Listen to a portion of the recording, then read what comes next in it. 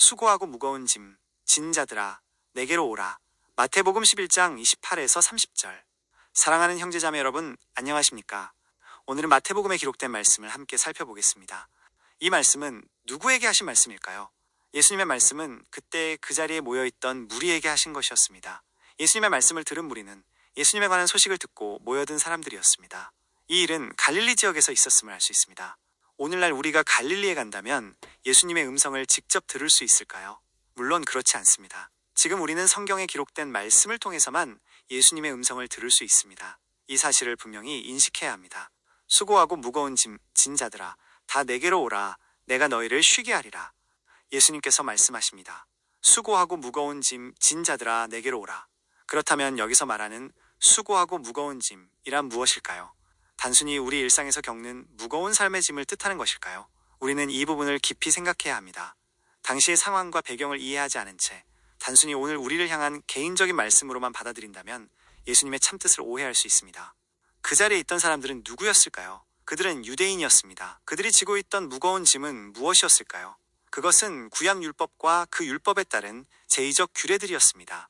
생명을 주기 위해 주어진 율법이 오히려 사람들을 짓누르는 짐이 되어버렸습니다. 율법을 어긴 사람은 심지어 죽임을 당하기도 했습니다. 율법은 안식일을 지키라 명령했지만 그 의미를 알지 못한 채 겉으로만 지키는 데 집중하다 보니 서로를 억압하고 묶어두었습니다.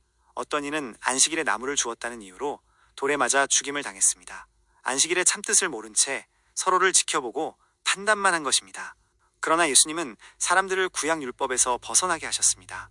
진리를 알지니 진리가 너희를 자유롭게 하리라. 요한복음 8시 32분. 예수님은 진리로 자유하게 하셨는데 구약으로부터의 자유요, 그 율법으로부터의 자유를 주셨습니다. 그리고 내가 너희를 쉬게 하리라 하셨습니다. 이 쉼은 참된 안식을 주신다는 뜻입니다. 그렇다면 안식이란 무엇일까요? 안식은 쉼입니다. 그러나 단순한 육체적 휴식이 아니라 예수님께서 주시는 특별한 쉼을 의미합니다. 나는 마음이 온유하고 겸손하니 나의 멍에를 메고 내게 배우라 그리하면 너희 마음이 쉼을 얻으리니. 내 멍에를 메고 내게 배우라 하십니다. 예수님께 배운다는 것은 더 이상 구약율법에 얽매이지 않는다는 뜻입니다.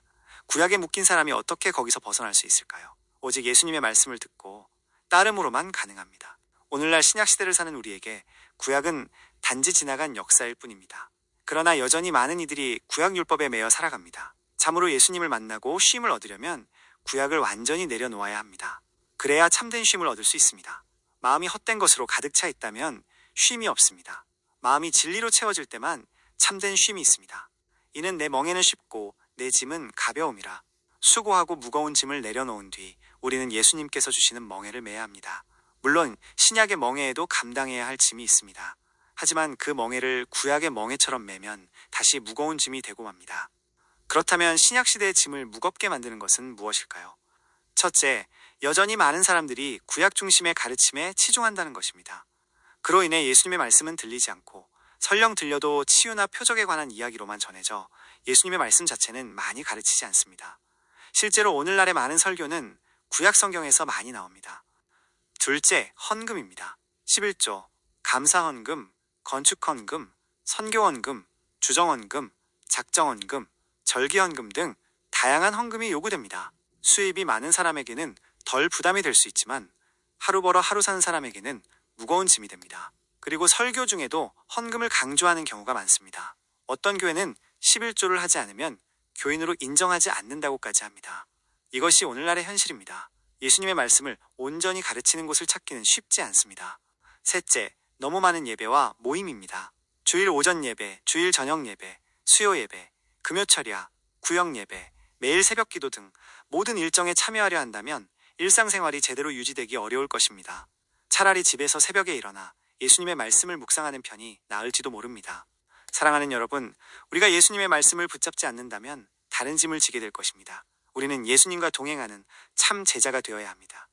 예수님은 내 멍에는 쉽고 내 짐은 가볍다 하셨습니다. 우리는 예수님이 주시는 참된 진리에서 오는 자유를 온전히 누려야 합니다.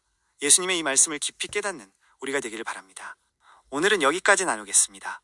늘 평안하시기를 바랍니다. 감사합니다.